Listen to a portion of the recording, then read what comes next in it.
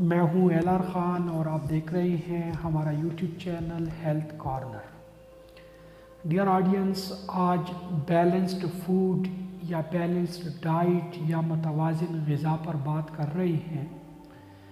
मतवाज़िन ग़िज़ा ये सेहत के लिए बहुत ज़्यादा ज़रूरी है और अगर आप मतवाज़िन ग़िज़ा इस्तेमाल नहीं करते हैं, अनबैलेंस्ड फूड आप इस्तेमाल करते हैं तो आपके जिस्म में बहुत ज़्यादा ख़राबियाँ पैदा हो जाती हैं, जिस पर हम अब तफसीली गुफ्तगू करेंगे और आपको बता देंगे कि बैलेंस्ड डाइट जो है वो क्या चीज़ है और अगर हम इसको इस्तेमाल ना करें तो इससे हमें क्या क्या नुकसानात जो है वो हो सकते हैं।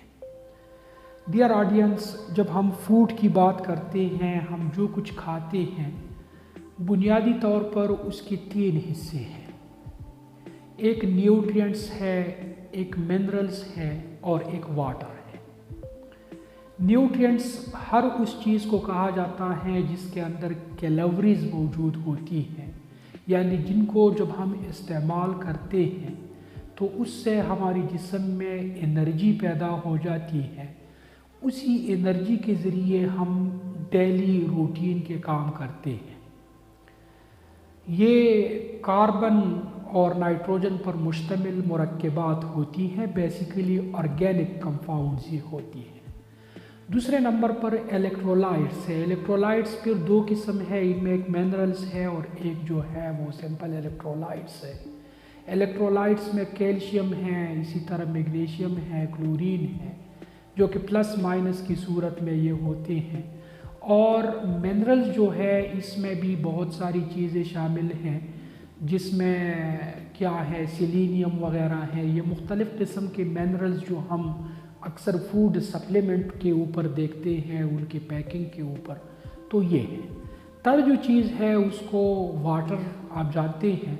वाटर एक ऐसी चीज़ है कि ये ना तो इलेक्ट्रोलाइट्स में इसका शुमार होता है, न्यूट्रिएंट्स में, इसमें कोई कैलोरीज भी नहीं होती, बस ये हमारे जिस्म के लिए ज़रूरी है और बहुत सारे काम जो है हमारे जिस्म के अंदर सरअंजाम देते हैं। तो अब आकर हम इसी पर बात करते हैं कि न्यूट्रिएंट्स की कौन कौन सी किस्में हैं और किन चीज़ों में ये मौजूद होती हैं और हमें किस मकदार में ये न्यूट्रिएंट्स जो है इस्तेमाल करनी है। फिर उसके बाद हम इलेक्ट्रोलाइट्स पर बात करेंगे कि इलेक्ट्रोलाइट्स जो है वो किस मकदार की हमें ज़रूरत है। इसी तरह वाइटामिन्स जो है उस पर हम भी बात करेंगे। वाइटामिन्स भी बेसिकली इसका भी जो तज़किरा होता है वो न्यूट्रिएंट्स में होता है, अगरचे इससे कोई कैलोरीज वगैरह पैदा नहीं होते, लेकिन इसको भी न्यूट्रिएंट्स में ही शुमार किया जाता है और बैलेंस्ड डाइट के लिए इसका होना भी ज़रूरी है। तो सबसे पहले हम कार्बोहाइड्रेट्स पर बात करेंगे। कार्बोहाइड्रेट्स हम जो रोज़ाना खाना खाते हैं इसका तकरीबन आधा हिस्सा जो है वो कार्बोहाइड्रेट पर मुश्तमिल होता है और कम से कम 110 ग्राम कार्बोहाइड्रेट जो है ये रोज़ाना एक नॉर्मल इंसान को लेना चाहिए।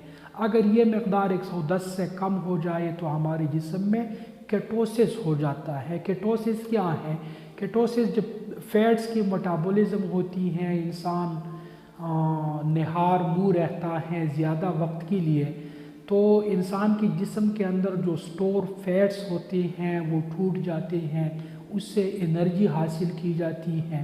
तो उसी सिचुएशन को केटोसिस कहा जाता है। केटोन बॉडीज़ भी उसको कहते हैं। जो शुगर के मरीज़ होते हैं उनमें ये केटोन बॉडीज़ इसके मकदार ज़्यादा होती है। तो 110 ग्राम कार्बोहाइड्रेट्स जो है ये ज़रूरी है रोज़ाना लेना। कार्बोहाइड्रेट किन चीज़ों में मौजूद है? तो कार्बोहाइड्रेट जो है ये शुगर में, यानी जितनी भी मीठी चीज़ें हैं जिसमें शुगर मौजूद है, जिसको हम ग्लूकोज कहते हैं, इसमें कार्बोहाइड्रेट मौजूद हैं। कार्बोहाइड्रेट के आगे किस्में हैं मोनोहाइड्रेट, मोनोसेकेराइड, डाइसेकेराइड और पॉलीसेकेराइड। तो उस तफसील में जाने की ज़रूरत नहीं है क्योंकि ये वीडियो आम लोगों के लिए है, लेकिन शुगर जो है ये कार्बोहाइड्रेट की एक किस्म है। इसी तरह निशास्ते से बनी हुई चीज़ें जितनी भी हैं, निशास्ता जिसको हम स्टार्च कहते हैं, तो उसमें भी कार्बोहाइड्रेट्स की अच्छी खासी मकदार होती है, बल्कि वो टोटली कार्बोहाइड्रेट्स ही है। इसी तरह फलों में मौजूद जो फाइबर्स होते हैं उसमें भी कार्बोहाइड्रेट्स मौजूद होते हैं, और गंदम और ये हम मुख्तलिफ़ चीज़ें खाते हैं इसमें भी कार्बोहाइड्रेट्स जो है ये मौजूद होती हैं। तो यहाँ पर हमने फ़ाइबर का ज़िक्र किया है। फ़ाइबर जो है ये बहुत ही ज़्यादा इम्पॉर्टेंट चीज़ है, और रोज़ाना यानी 24 आवर्स में कम से कम 30 ग्राम फाइबर जो है ये लेना चाहिए। बदकिस्मती से आजकल हमारी अक्सर खुराक जो है उसमें फ़ाइबर्स की मकदार बहुत ही ज़्यादा कम होती है। तो फ़ाइबर्स जो है ये बहुत ज़्यादा ज़रूरी है, और ये मुख्तलिफ़ किस्म के फलों में, इसी तरह सलाद में, इसी तरह गंदम जो छिलके के साथ अगर आप उसको पकाते हैं और खाते हैं तो उसमें भी फ़ाइबर्स होता है। इसी तरह चिया सीड या स्पिगोल हस्क वग़ैरह ये भी आप फ़ाइबर के लिए यूज़ कर सकते हैं। फ़ाइबर बहुत ज़्यादा ज़रूरी है, ये हमारे इंटेस्टाइन में ये हज़म नहीं होते हैं, तो इसी वजह से इसके बड़े फ़वाइद हैं। एक तो ये है कि कंस्टिपेशन नहीं हो जाती। जो लोग खाने में ज़्यादा फ़ाइबर इस्तेमाल करते हैं उनको कंस्टिपेशन या कब्ज़ की बीमारी नहीं होती है। इसी तरह जो लोग ज़्यादा फ़ाइबर यूज़ करते हैं तो उनको कोलोन कैंसर जो है उसका ख़तरा भी कम हो जाता है, और इसके अलावा ब्लड में कोलेस्ट्रोल लेवल जो है वो भी अगर फ़ाइबर आप ज़्यादा यूज़ करते हैं तो वो भी कम हो जाता है। कार्बोहाइड्रेट जो है हमारे खाने में तकरीबन इसका आधा हिस्सा होता है, और कार्बोहाइड्रेट के 1 ग्राम में 4 कैलो कैलोरीज जो है वो मौजूद होती है। 4 कैलो कैलोरीज इसमें मौजूद होती है। इसके बाद नंबर आता है प्रोटीन का। प्रोटीन भी हमारे खाने का एक लाजमी जुज़ होना चाहिए। ये बात जहन में रख लें कि कार्बोहाइड्रेट से ज़्यादा इम्पॉर्टेंट जो है वो प्रोटीन है आजकल के दौर में, क्योंकि कार्बोहाइड्रेट हमें मिल ही जाता है कहीं ना कहीं से। हम रोज़ाना के खाने में इसको इस्तेमाल करते हैं, लेकिन अक्सर व बेशतर हमारे खाने जो होते हैं वो प्रोटीन से महरूम होते हैं। तो प्रोटीन जो है ये जिस्म के बढ़ने के लिए और जिस्म के जो मुख्तलिफ सिस्टम्स होते हैं उनको चलाने के लिए प्रोटीन बहुत ज़्यादा ज़रूरी है। प्रोटीन जो होते हैं इसमें 9 एसेंशियल अमाइनो एसिड्स होते हैं। एसेंशियल अमाइनो एसिड और नॉन एसेंशियल अमाइनो एसिड ये 2 किस्में हैं। एक किस्म ये है कि हमारे जिस्म के अंदर भी कुछ प्रोटीन्स पैदा हो जाते हैं, तो वो नॉन एसेंशियल है, लेकिन एसेंशियल जो है ये बाहर से लेना ज़रूरी होता है। ये अगर हम बाहर से ना लें तो हमारे जिस्म में इसकी कमी हो जाती है।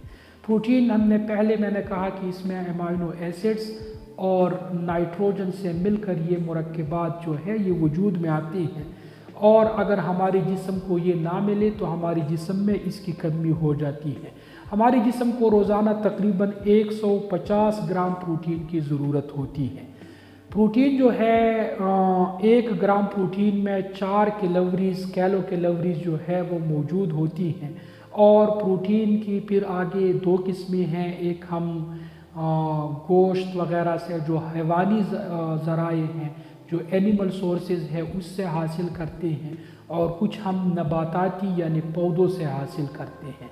तो हैवानी ज़राए में गोश्त है, इसी तरह अंडे हैं, इसी तरह दीगर चीज़ें हैं उसमें प्रोटीन मौजूद होता है। और मछली जो है इसमें भी प्रोटीन की अच्छी खासी मकदार मौजूद होती हैं। दूध में प्रोटीन की मकदार मौजूद होती हैं। दालें जितनी भी हैं जिसमें लोबिया हैं, माश दाल है, चने के दाल हैं वग़ैरह वग़ैरह, मटर के दाल हैं, इन सब दालों में भी प्रोटीन की अच्छी खासी मकदार मौजूद होती है। दूध से बनी हुई अशिया जो होती हैं जिस तरह के दही है, लस्सी है, उसमें भी प्रोटीन की मकदार जो है वो मौजूद होती है। प्रोटीन के बाद नेक्स्ट जो चीज़ है जो मोस्ट इम्पॉर्टेंट है हमारे जिस्म के लिए वो फ़ैट्स है, चिकनाई। फ़ैट्स का नाम सुनकर आजकल हम लोग जो है बहुत ज़्यादा परेशान भी हो जाते हैं और हम लोग इससे डरते भी हैं, लेकिन मुतवाज़िन ग़िज़ा में फ़ैट्स का मौजूद होना एक हद तक ज़रूरी। आजकल जो हमारी ग़िज़ाएँ हैं बदकिस्मती से उसमें फ़ैट्स की मकदार बहुत ज़्यादा मौजूद होती हैं, लेकिन मुनासिब मकदार में या मतवाज़िन ग़िज़ा में इसकी थोड़ी बहुत मकदार जो है वो बहुत ज़्यादा ज़रूरी है। फ़ैट्स की 1 ग्राम में 9 किलो कैलोरीज़ मौजूद होती हैं और इससे भी एनर्जी की ज़्यादा मकदार पैदा हो जाती हैं अगर हम इसका मुकाबला प्रोटीन और कार्बोहाइड्रेट के साथ कर लें। तो हम जो भी कुछ भी खाते हैं हमारे जिस्म में जाकर वो फ़ैट्स की सूरत में क्या जमा हो जाता है। तो जब हमें खाना कुछ अरसे के लिए ना मिले 2 दिन के लिए, तो फ़ैट्स जो स्टोर हुआ होता है उससे फिर हमारा जिस्म जो है वो एनर्जी हासिल करता है। अच्छा, फ़ैट्स के हुसूल के भी 2 तरीके हैं, 2 रास्ते हैं। एक है एनिमल सोर्सेज, एनिमल रिसोर्सेज से हम हासिल करते हैं, जैसा कि गोश्त के अंदर फ़ैट्स मौजूद होते हैं, इसी तरह दूध के अंदर, मक्खन के अंदर, जो देसी घी है उसके अंदर, अंडे के अंदर वगैरह वगैरह, ये मुख्तलिफ़ किस्म की चीज़ें हैं, इनके अंदर फ़ैट्स जो है वो मौजूद होते हैं। आजकल के दौर में ये चीज़ हमारे लिए बहुत ज़्यादा ख़तरनाक है। तो कुछ नबाताती ज़राए भी हैं, जिस तरह के ऑयल्स है, सोयाबीन ऑयल है, इसी तरह सरसों का ऑयल है, इसी तरह दीगर भी मुख्तलिफ़ किस्म के ऑयल्स आपको मिलते हैं जो हम सीड्स से उसको हासिल करते हैं। तो फ़ैट्स के हुसूल का एक तरीका ये भी है। फ़ैट्स की 2 किस्में हैं, एक सेचुरेटेड फ़ैट्स है, एक अनसेचुरेटेड फ़ैट्स है। सेचुरेटेड फ़ैट्स वो होते हैं जिसको अगर आप रूम टेम्परेचर पर रखें तो वो जम जाता है, जैसा कि हमारे घरों में देसी घी जो होता है वो रूम टेम्परेचर पर जमा हुआ होता है। लेकिन अनसेचुरेटेड फ़ैट्स जो है वो रूम टेम्परेचर पर जम नहीं जाता, बल्कि वो माया या लिक्विड की सूरत में मौजूद होता है। तो आप कोशिश करें कि जो सेचुरेटेड फ़ैट्स है ये आपकी खुराक में कम से कम हो, और जो अनसेचुरेटेड फ़ैट्स है इसकी मकदार आपकी खुराक में ज़्यादा हो। सेचुरेटेड फ़ैट्स जो है इसमें कोलेस्ट्रॉल की मकदार ज़्यादा होती है, और कोलेस्ट्रॉल एक तरफ तो हमारे जिस्म के लिए कुछ ज़रूरी भी है, इससे सेल मेम्ब्रेन जो है ये बने हुए होते हैं, और भी हमारे जिस्म में बहुत सारे काम जो है कोलेस्ट्रॉल सर अंजाम देते हैं।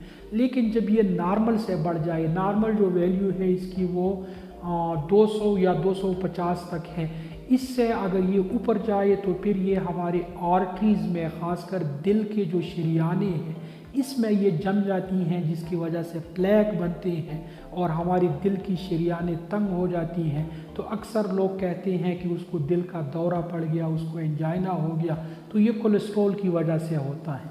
इसी तरह फालिज का अटैक जो है ये भी कोलेस्ट्रॉल के बढ़ने की वजह से होता है।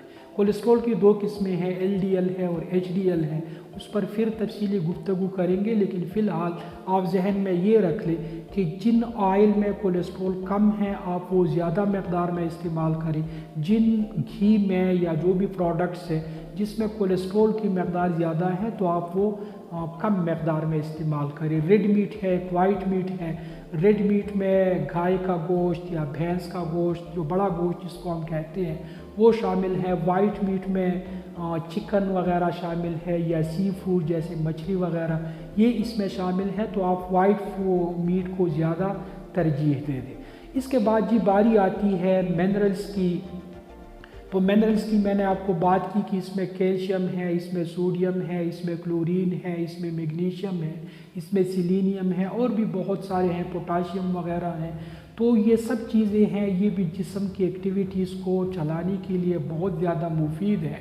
और मुख्तलिफ़ किस्म के फ्रूट्स जो होते हैं या मुख्तलिफ़ किस्म के खाने जो होते हैं उनमें इसकी मुख्तलिफ़ मकदार मौजूद होती है। आयरन भी इसमें शामिल है। तो आयरन से हमारा ब्लड जो है, ब्लड का एक बहुत बड़ा कंपोनेंट जिसको हम हेमोग्लोबिन कहते हैं, हेमोग्लोबिन जो है ये आयरन ही इसमें एक बड़ा कंपोनेंट मौजूद होता है। तो ऐसी फूड को तरजीह दे दे जिसमें मिनरल्स भी मौजूद हो, जिसमें इलेक्ट्रोलाइट्स भी अपने मुनासिब मकदार में मौजूद हो। वाइटामिन्स की तरफ आते हैं तो वाइटामिन A, B और फिर B के आगे किस्में हैं, B1 है, B2 है, B कॉम्प्लेक्स जिसको हम कहते हैं, फिर वाइटामिन C है, फिर उसके बाद वाइटामिन D है, वाइटामिन E है, वाइटामिन K है, और भी फोलिक एसिड हैं। तो ये मुख्तलिफ़ किस्म के वाइटामिन्स हैं। वाइटामिन्स एक बहुत बड़ा टॉपिक है और इसके कम होने के बहुत ज़्यादा ख़तरनाक असरात होते हैं, तो इसलिए इस पर एक अलग वीडियो बनाने की ज़रूरत मैं महसूस कर रहा हूँ। इस पर मैं एक अलग वीडियो बनाऊँगा। लिहाजा आज हमने जिन मौज़ूआत पर बात की है उसमें कार्बोहाइड्रेट्स हैं, उसमें प्रोटीन है, उसमें चिकनाई है और उसमें इसके अलावा वाइटामिन्स हैं, मिनरल्स हैं। तो ये चीज़ें जो है आपके ख़ुराक में बैलेंस्ड होनी चाहिए, मुनासिब मकदार में ये चीज़ें आपको मिलनी चाहिए। मेरे ख्याल में बैलेंस्ड फूड पर मुख्तसर सी गुफ्तगू हमने की है। आज के लिए इतना ही काफ़ी है। अगली वीडियो में हम इंशाल्लाह वाइटामिन्स और मिनरल्स पर अलग बात कर लेंगे और कोशिश करूँगा कि आपको मैं लैपटॉप के थ्रू उसको समझा दूँ। इस वीडियो के मुताल्लिक़ अगर आपके जहन में कोई सवाल हो तो हमें ज़रूर आगाह कीजिए। इसके अलावा हमारे चैनल को सब्सक्राइब करना भी ना भूलिए। इजाज़त चाहता हूँ। अल्लाह ने